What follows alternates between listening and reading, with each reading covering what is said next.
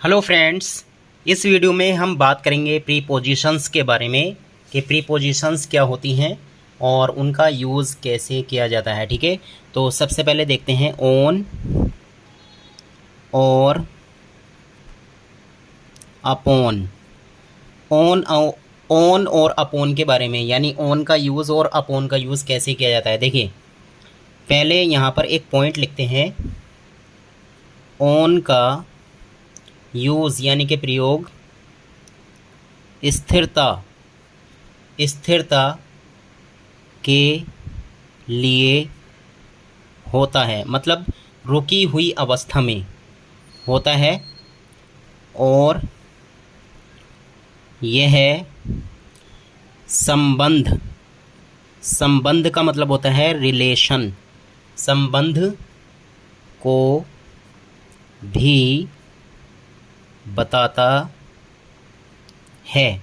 ठीक है, एग्जाम्पल्स देखिए, इससे और अच्छा समझ में आ जाएगा। जैसे कि द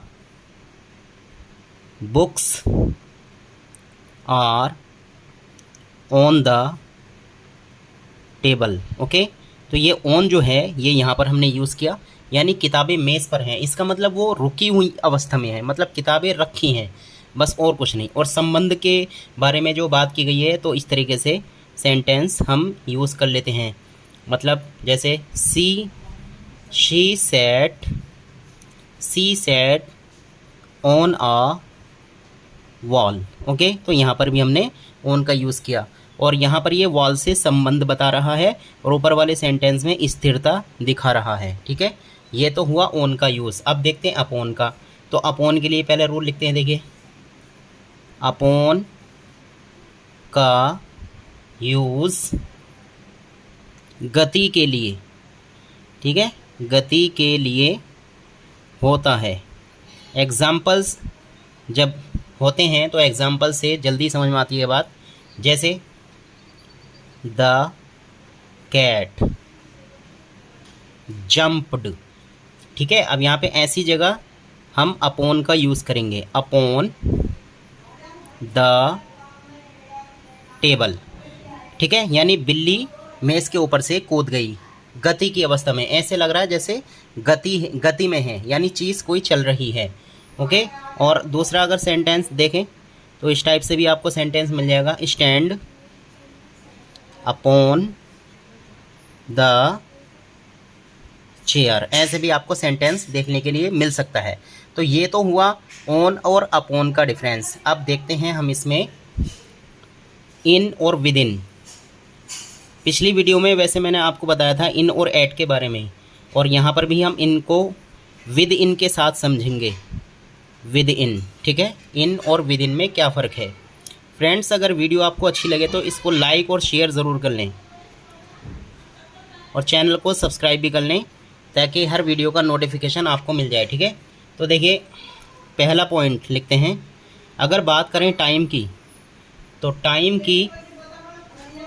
टाइम की दृष्टि से, मतलब अगर टाइम के बारे में बात हो, टाइम की दृष्टि से इन का प्रयोग, ठीक है, इनका प्रयोग कैसे करेंगे। देखिए, जैसे मैं सेंटेंस लिखूं, I shall return from Delhi. ठीक है, इन आ मंथ, तो यहाँ पर आया इन। इसका मतलब ये है कि एक महीने के अंत तक। ठीक है, यानी मैं दिल्ली से एक महीने के अंत तक आ जाऊँगा। और विद इन का जो यूज़ होता है, पिछली वीडियो में मैंने आपको, इससे पहले जो वीडियो बनाई थी हमने, तो उसमें इन का यूज़ बताया था। ऐसे भी इन का यूज़ कर सकते हैं। देखो, कहीं पर रहने की बात अगर हो रही है और बड़ी जगह हम रह रहे हैं, तो जैसे आई लिव इन दिल्ली। ठीक है, आई लिव इन दिल्ली, ऐसे भी यूज़ हो जाता है। और विद इन की अगर बारे में बात करें, विद इन, ठीक है, तो विद इन का कैसे यूज़ करेंगे, बिल्कुल सेम इसी के अकॉर्डिंग समझाते हैं। देखो, जैसे मैं इसी सेंटेंस को लिखूं, I shall return from Delhi, DELHI, दोबारा लिख देता हूँ इसको मैं, DELHI डेली, विद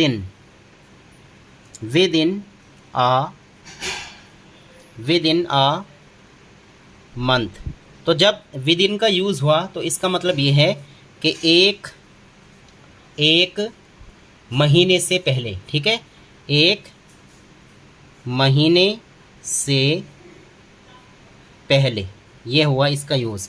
यानी ऊपर वाला जो सेंटेंस है इन, इसका मतलब ये है कि महीने के अंत तक, और नीचे वाली सेंटेंस का यानी एक महीने से पहले पहले मैं दिल्ली से आ जाऊंगा, विद इन अ मंथ, यानी एक महीने के अंदर अंदर। ओके, और अब बात करते हैं फ्रॉम और सिंस के बारे में। फ्रॉम और सिंस, ठीक है। तो फ्रॉम का देखिए, फ्रॉम का मतलब होता है से, और सिंस का मतलब भी होता है से। जैसे मैं कहूँ, एग्जाम्पल की अगर बात करें, I am coming from my school, तो आ गया फ्रॉम यहाँ पे। तो फ्रॉम का मतलब होता है से, ठीक है। फ्रॉम मीन्स से, यानी मैं स्कूल से आ रहा हूँ, मैं स्कूल से आ रहा हूँ। और भी सेंटेंस हम बना सकते हैं फ्रॉम के लिए, जैसे he will come from his village tomorrow, ऐसे भी लिख सकते हैं। तो यहाँ पे आया फ्रॉम, यानी वह अपने गांव से कल आ जाएगा या फिर कल आएगा, ऐसे भी लिख सकते हैं। और सिंस का जो यूज़ होता है, तो सिंस का यूज़ होता है निश्चित जो टाइम होता है, यानी निश्चित टाइम, बिल्कुल फिक्स वाला टाइम, इस टाइप से। जैसे मैं अभी लिखूँगा एग्जाम्पल, देखिए सिंस का यूज़। जैसे मैं कहूँ, I have been playing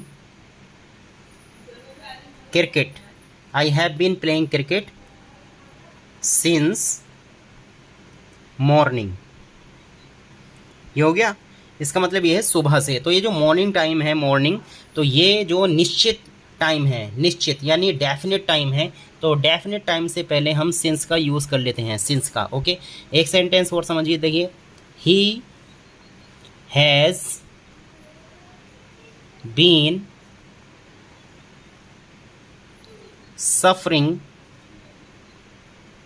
from fever, ठीक है। यहाँ पर फ्रॉम आ गया, और आगे हम यूज़ करेंगे यहाँ पर सिंस, यानी कब से, सिंस। तो दोनों का यूज़ हुआ इस सेंटेंस में, फ्रॉम का भी और सिंस का भी, ठीक है। He has been suffering from fever, और यहाँ पे लास्ट नाइट मैंने लिख दिया है। ओके, ये हो गया, यानी उसे पिछली रात से या कल रात से बुखार आ रहा है, ठीक है। इस टाइप से ये सेंटेंस है, प्रेजेंट परफेक्ट कॉन्टिन्यूअस का सेंटेंस है ये।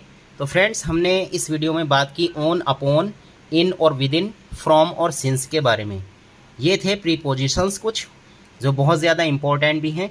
ऐसी ही और वीडियोस देखने के लिए प्लीज़ हमारे चैनल से जुड़ जाइए, सब्सक्राइब कर लीजिए। Thanks for watching.